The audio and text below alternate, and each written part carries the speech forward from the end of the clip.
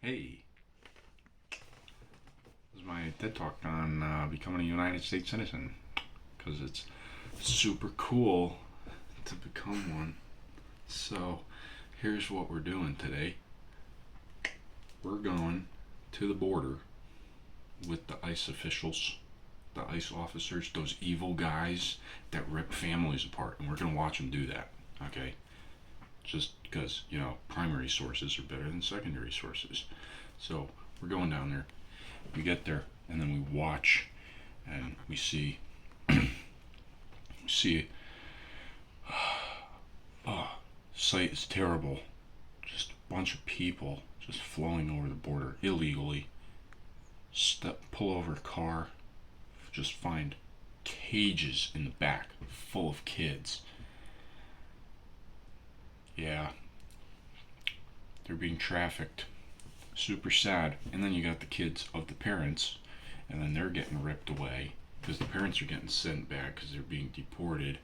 But then it's just a whole big old mess.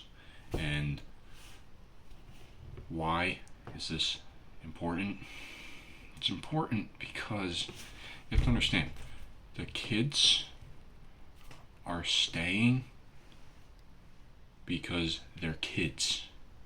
The adults are going back because they're adults and they should know the process of coming over the right way, through the legal points of entry, not being immature and irresponsible and hopping the border illegally and then expecting to get all the wonderful rights that we all have because we're here legally. Whether you were born here or you immigrated here, legally, you are entitled to numerous rights that we're going to discuss in the rest of this lovely TED Talk. So, as I was saying, children get ripped from their families, and the parents get sent back. The parents should know the consequences of coming into a foreign land against that land's laws. So, the ICE officers are not evil because they're just doing their job defending the law of the United States in which they live and work.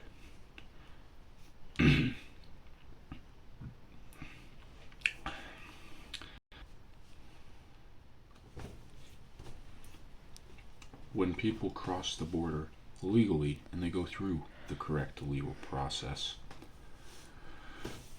they usually go through the United States Citizenship and Immigration Services, which is a government structure group that provides different things, resources for people that have just come here, and it's very, you can utilize these things.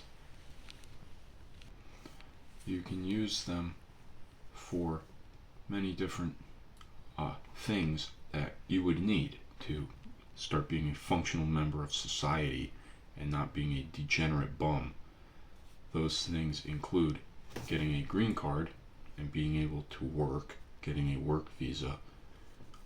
They will also help you, interestingly enough, with adoption services, which, very cool. If you want to adopt someone from a foreign country, so you're a U.S. citizen and you want to adopt someone from Haiti, for example, you would go through the U.S. Citizenship and Immigration Services, and they would start the process of getting you approved to adopt a foreign kid. They also provide genealogy services.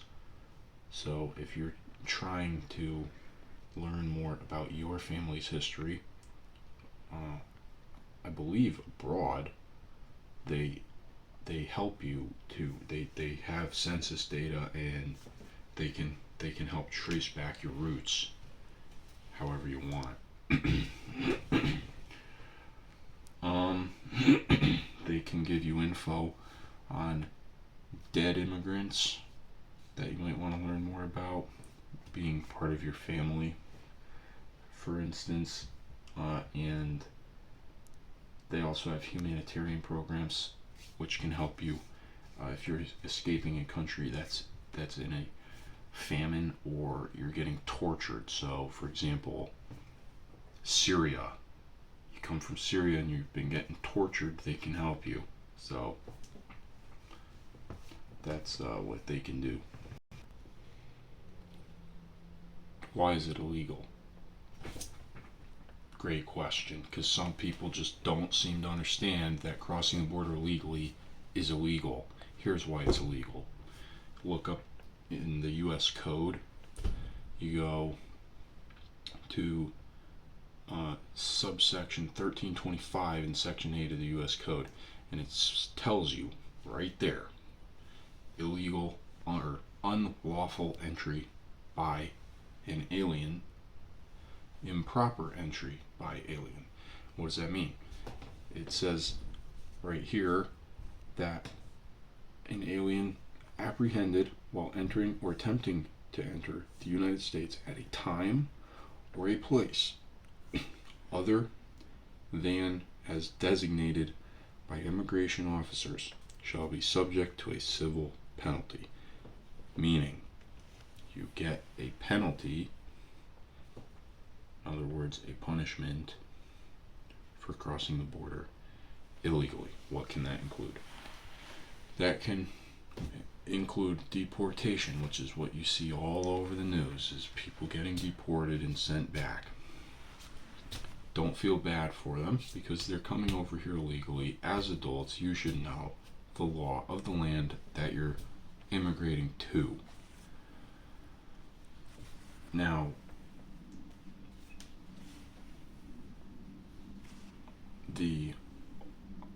there are specific points of entry that are along the U.S. border. Actual physical buildings that you have to go through where they background check you, make sure you're not bringing anything illegal such as hard drugs into the country. There's a whole list of different items that you can and can't bring into the country without being penalized or turned back. So these are all things that would help with legal immigration to the United States.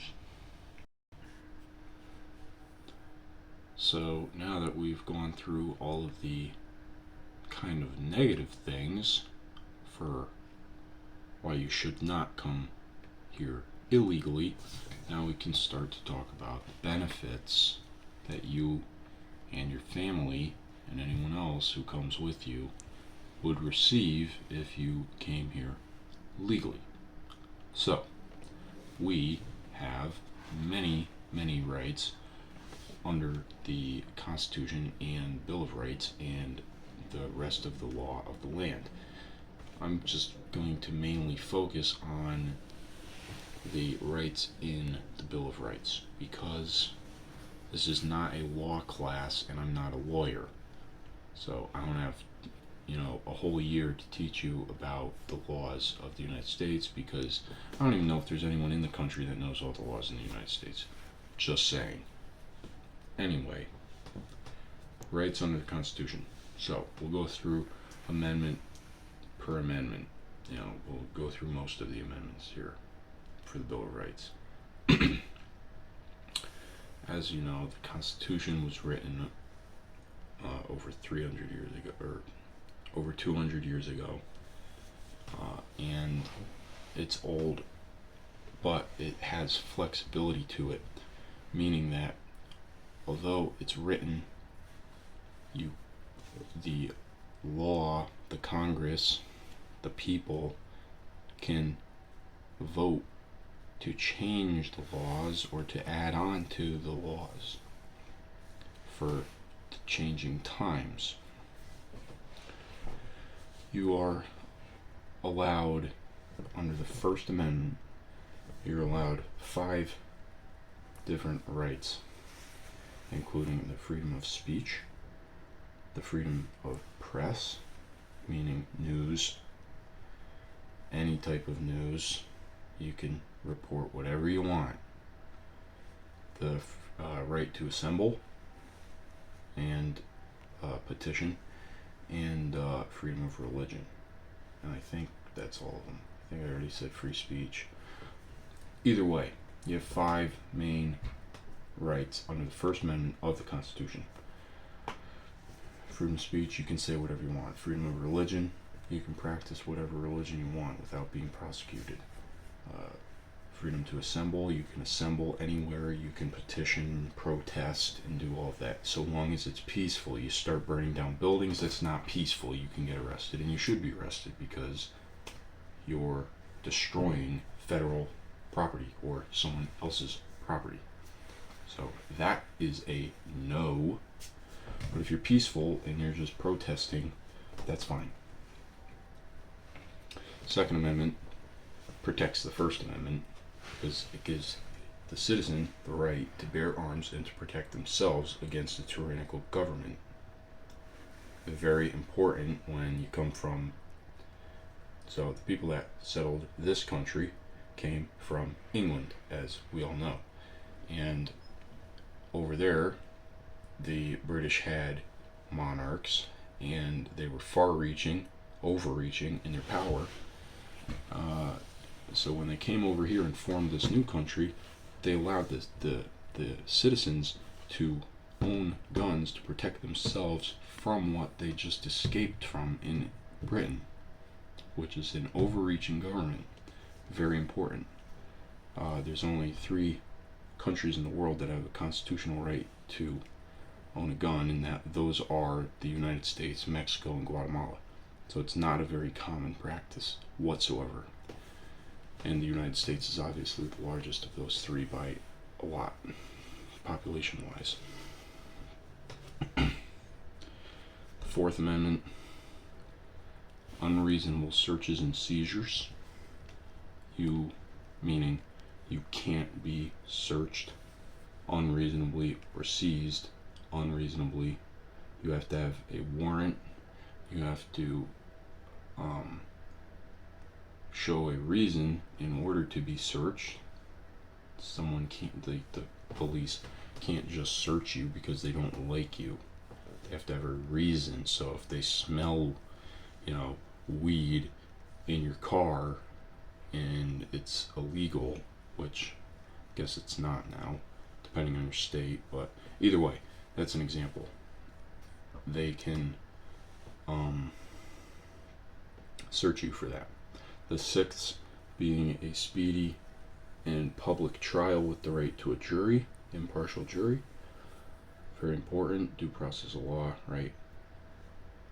Seventh is the right to sue. Interestingly enough, it is written in the law that the minimum amount you can sue for is $20. If you sue for $20, have fun with that, because it's going to cost you way more than that for legal fees. The eighth being excessive bail. You cannot have an excessive bail. It has to be relatively fair, deemed by the judge. Ninth, people are not limited to just the rights in the Constitution, all the amendments. These are some rights, but not all the rights that you're entitled to. And the 10th is that the power, if not directly stated in here, these are all federal. These are protected under federal law. Anything else is delegated to the states, and they can see as they see fit for the rest of these, or the rest of the laws. Now that we've gone through the Bill of Rights, we'll just briefly touch on voting, which is another right that you're guaranteed to have. And voting has been controversial throughout the history of the country, but now it should not be whatsoever, because You cannot be discriminated against based on your sex, your race, or your color like you used to. For example, blacks couldn't vote. That got changed. And then women couldn't vote either. That got changed. So now everyone can vote. And there is no discrimination on who can vote. So that's a very, very, like, almost like a prestigious type of right, because in many countries you don't have any right to vote. Here you do have a right to vote, and your vote can change how the country's run. You know, the majority is going to end up changing the country how they want it run. So your opinion does matter. Next, we'll talk about some social programs that the government provides for people to help get on their feet and to help people out in general. One of the, Social Security is meant to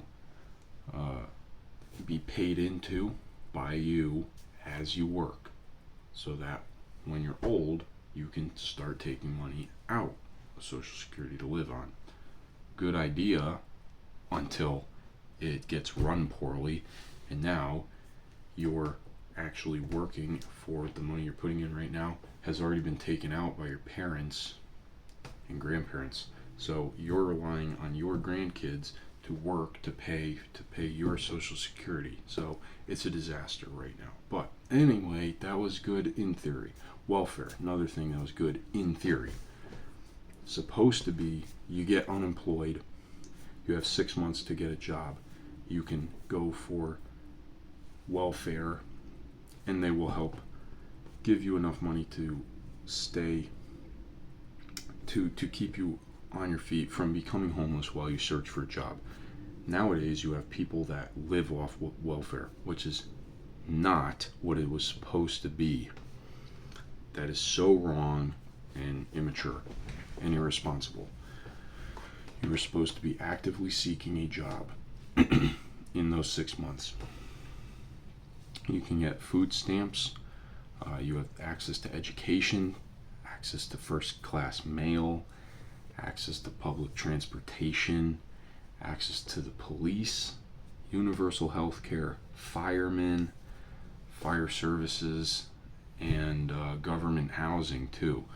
All these things are wonderful, and you're just like, you should be happy that the government is trying to help you out, because you don't get this in a lot of countries. Now, in conclusion, we have talked about families getting ripped apart at the border. We've discussed why that's actually wrong on their side, not our side, their side, because it's the adults that should be knowing the laws. We've discussed those laws, why it's illegal. We've discussed rights that you get from becoming a legal immigrant. Now,